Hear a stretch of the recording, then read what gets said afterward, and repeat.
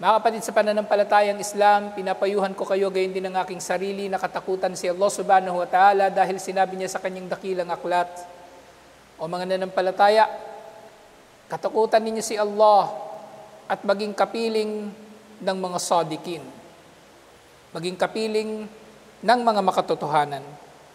Ng sadikin na ito, sila yung mga tao na ang kanilang mga pananalita ay yung sumasang-ayon lamang sa katotohanan. Pananalita na nagdudulot lamang ng kabutihan at hindi namiminsala. Pananalita na totoo at hindi sinungaling. Pananalita na nagtataguyod ng katarungan at hindi tumutulong sa pang-aapi. Kaya nga sa aya na ito, mga kapatid sa pananampalatayang Islam, binibigyan ni Allah subhanahu wa ta'ala ng iba yung diin na ang relasyon nga ng tao, ng mananampalataya kay Allah ay ang pagkakaroon natin ng palagiang takot sa Kanya bilang alipin ni Allah subhanahu wa ta'ala. At ang takot na ito ay ang pangingilag natin sa anumang Kanyang kinamumuhian at paggawa natin sa anumang Kanyang minamahal at kinalulugdan. At nabibilang nga sa mga kamahal-mahal kay Allah subhanahu wa ta'ala ay ang ugali ng tao ng pagiging makatotohanan, lalong-lalo na sa kanyang pananalita, at kamahal-mahal nga kay Allah na nagtitipon ang mga mananampalataya na makatotohanan na sila ay nagtutulungan, nagpapatatag at nagtatanggol sa isa't isa. Mga kapatid sa pananampalatayang Islam, napakahalaga ng aya na ito na ang takwa, hindi lamang ito isinasabuhay ng tao sa pamagitan ng paggawa ng mga gawaing pagsamba. Ang takwa ay marapat lamang na isabuhay ng tao sa lahat ng kanyang pamumuhay. Siya man ay nasa kanyang bahay, sa masjid, sa eskwelahan, sa trabaho, sa sasakyan, sa kalsada at iba pa. Siya ay Muslim, insyaallah, na may takot kay Allah subhanahu wa ta'ala. At dahil siya ay may takot kay Allah subhanahu wa ta'ala, isa sa mga bagay na kanyang palagi ang binabantayan ay ang kanyang dila o anumang salita na lumalabas mula rito. Na tinitiyak niya na ito nga ay magdudulot lamang ng pakinabang at hindi pinsala. Na tinitiyak niya na ito ay para sa katotohanan at hindi para sa kasinungalingan at para sa katarungan at hindi para sa pang-aapi. Sinabi ni Propeta Muhammad sallallahu alaihi wasallam tungkol sa ating mga dila, Aktharu khatayab ng Adam fi lisanihi. Ang pinakamarami raw sa mga kasalanan na nagagawa ng tao ay nasa kanyang dila, nasa kanyang pananalita. At ito ay maaaring mangyari sa kanyang mga pananalita ng pasisinungaling o pandilin lang sa kapwa, panluloko. Subalit sa katotohanan niyan, hindi lamang ito ang mga pananalita na makakapinsala sa tao. Hindi lamang panlilibak o paninirang puri at iba pang mga pananalita na hayag ang pinsala nito sa tao o kay Allah subhanahu wa ta'ala sa mga hindi makatarong pananalita laban kay Allah. Ang mga salita na marapat na iniiwasan ng tao ay ang mga pananalita na maaring nagtatambal na siya kay Allah subhanahu wa ta'ala. Nakabilang dito ay ang mga panunumpa sa ngalan ng iba paliban kay Allah subhanahu wa ta'ala na ito nga ay syirkun asgar. Ito ay pagtatambal din kay Allah subhanahu wa ta'ala. Na sa halip na ang tao ay manunumpa sa ngalan ni Allah sa pamagitan ng pagsasabi ng wallahi, tallahi o billahi, siya ay nanunumpa sa ngalan ng iba pa at ito nga ay syirk. Gayun din, sa pagmura ng tao sa panahon, na maaring minumura niya ang maulan na panahon at tinatawag niya ito na masamang panahon, at maaring minumura niya talaga ito sa pamagitan ng mga pananalita na nakikilala bilang mura. Pero sinasabi nga ng ating mga scholar, ang panahon at ang anumang bagay na may kinalaman dito, kasama na rito kung ang panahon ba na ito ay maulan, maaraw, masagana o mahirap, hindi natin ito maaring mumurahin o pagsasalitaan ng masama o tatawagin sa pananalitang masama. Katulad ng sinabi ni Propeta Muhammad sallallahu alaihi wasallam, fala tasubbud dahra fa innallaha huwad dahru.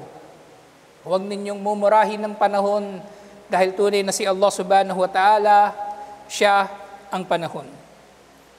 Gayun din, maaaring nakakapag-shirk din ang isang tao na gumagamit ng salitang law o sa wikang Tagalog ay kung. Nang salita na ito ay kanyang ginagamit sa kanyang mga pananalita na pinagsisisihan niya ang isang bagay na nangyari, na kung iba ang kanyang ginawa ay iniisip niya na iba ang mangyayari. At ito ay isang paglabag sa kumpleto at dalisay na akida ng mga Muslim. Dahil tayong mga Muslim, alhamdulillah, nalalaman natin sa pagtatakda ni Allah subhanahu wa ta'ala na bago pa man niya likhain ng lahat, nalaman na ni Allah ang mga mangyayari at ang mga resulta ng mga mangyayari. At kahit ang mga hindi mangyayari, kung halimbawang mangyayari ito ay nalalaman na ni Allah. At mula sa mga ito, siya ay pipili ng kanyang mga nanaisin na matupad.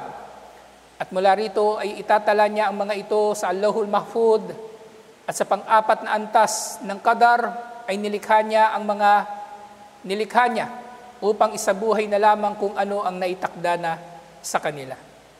Kaya ang mga ganitong mga damdamin na para bang ang tao ay walang kumpletong pananalig sa pagtatakda ni Allah subhanahu wa ta'ala, o kaya iniisip niya na maaari niyang mababago ang pagtatakda ni Allah, ito ay maaari ring mauuwi sa syirkun asgar.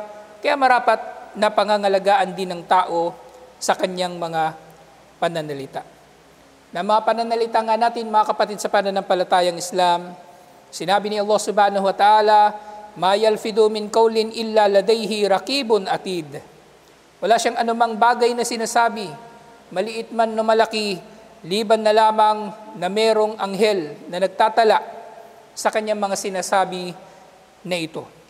At gayon din, sa isa pang aya, idh yatalakkal mutalakiyani anil yamini wa anis shimali kaid. Na merong mga anghel na nasa kanyang kanan at kaliwa na nagtatala ng kanyang mabubuti at masasamang gawa, at kabilang na sa mga nililista nila ang pananalita ng tao. Nang pananalita nga ng tao ay maaaring minamaliit ng tao ang epekto nito. Maaaring iniisip niya salita lang naman, hindi naman siya nanuntok o hindi naman siya nanipa, hindi naman siya pumatay o nanggahasa o nagnakaw. Salita lang, subalit ang salita, mga kapatid sa pananampalatayang Islam, ay mayroong parehong kakayanan na magdulot ng pakinabang at pinsala. Kaya nga sinasabi ni Propeta Muhammad sallallahu alaihi wasallam, al-muslimu man salim al-muslimina min yadihi wa lisanihi. Ang tunay na Muslim ay siya yung ligtas ang kanyang mga kapwa Muslim mula sa kanyang dila at mula sa kanyang kamay. Sinabi nga ni Propeta Muhammad sallallahu alaihi wasallam, karagdagan dito, innal abda la yatakallamu bil kalimati min ridwanillahi, na tunay na ang alipin ni Allah ay maaari magsasabi ng mga pananalita na kinalulugdan ni Allah, la yulki laha balan, na maaaring ang salita na ito ay hindi nga niya pinapansin o hindi niya masyadong binibigyang halaga. Subalit may epekto pala ang pananalita na ito. Yarfa'uhullahu biha darajat. Ng mga salita na ito, kung kalugod-lugod kay Allah, ay magdudulot na itataas siya ni Allah sa mas matataas na antas. Pananalita na maaring palagian niyang sinasabi kaya hindi na niya napapansin. Subhanallah, alhamdulillah, la ilaha illallah, Allahu Akbar. Mga pagsasambit na ito, astagfirullah, na siyempre ay naggagaling, nagmumula, naguugat sa ating mga puso, at hindi lamang mga pananalita ng ipokrito na kanilang sinasambit upang bumilib sa kanila ang mga tao. Mga pananalita lamang, subalit dahil dito ay tataas ang kanilang antas kay Allah. At ang kabaligtaran nito ay totoo rin. Wa inal abda la yatakallamu bil kalimati min sakhtillahi la yulki laha balan. At maaring ang tao ay magsasalita ng mga salita na kinamumuhian ni Allah na hindi niya pinapansin. Yahwi biha fi jahannam. Subalit ito ay magdudulot na siya ay maitapon sa impyerno, waliyadu billah. Mga kapatid sa pananampalatayang Islam, si Propeta Muhammad sallallahu alaihi wasallam ay nag-ugnay sa pangingilag na magsalita tayo ng masama sa pagiging Muslim. At sa isa pang hadith, iniugnay ito ni Propeta Muhammad sallallahu alaihi wasallam sa pagiging tunay na mananampalataya, na mas mataas na antas kaysa sa pagiging pangkaraniwang Muslim. Sinabi ni Propeta Muhammad sallallahu alaihi wasallam, "Man yu'min billahi wal yawmil akhir, falyakul khaira aw liyasmut." Sino man sa inyo ang nananampalataya kay Allah at sa kabilang buhay ay magsabi lamang ng mabuti o manahimik. Sa pamagitan ng iba't ibang mga aya na ito at mga hadith ay nababatid natin ang iba yung kahalagahan ng tao ay mangingilag na magkasala kay Allah subhanahu wa ta'ala o makagawa ng mga kinamumuhian ni Allah kahit sa pamagitan ng kanyang pananalita. At ang pananalita nga na ito, mga kapatid, sa pananampalatayang Islam ay applicable sa lahat ng uri ng pananalita. Dahil maaring ang pananalita, lalong-lalo na sa panahon natin ngayon ng internet at social media, maaring ang pananalita ay mayroong kalakip na tinig o video, o maaring ang pananalita na ito isinusulat lamang ng tao sa kanyang mga post.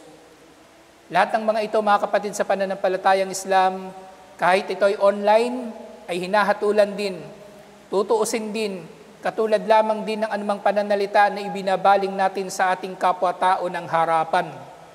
Katulad lamang din kung paanong tinutuos ang mga panlilibak na hindi harapan na sinasabi ng mga tao sa iba, ang mga bagay na ito na inilalagay ng tao sa kanyang social media ay meron din siyang kompletong pananagutan sa mga ito. Kaya marapat na piliin lamang ng tao kung ano ang kanyang sasabihin o ilalagay sa mga ito, na kung wala naman siyang mabuting ilalagay, ay wag na lang siya mag-post.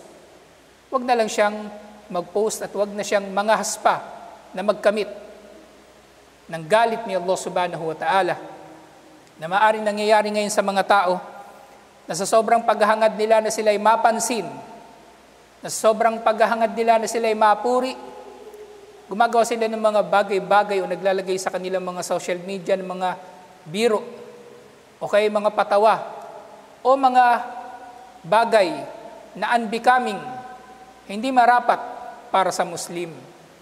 Mga kabastusan, mga kabalbalan, mga kasinungalingan, mga fake news, at iba't iba pang mga pagkakamali ng dila. Mga kapatid, sa pananampalatayang Islam, hindi mo kailangan na nakakapinsala ka sa tao para magkaroon ka ng pananagutan sa iyong sinasabi. Maaring ang iyong sinasabi ay wala kang naiisip na napipinsala dito. Ang shiner mo ay picture lang na mahalay, o kaya ay biro na mahalay, o kaya ay picture na peke tungkol sa di umano'y mahimalang hindi pagkasunog ng isang bahay na hindi naman pala nabibilang sa pinag-uusapan ngayon na lugar na nasusunog sa Amerika. Mga kapatid, sa pananampalatayang Islam, ang buhay ng tao sa internet ay meron ding pareho, eksakto, at hindi mawawala na pagtutuos at pananagutan dito.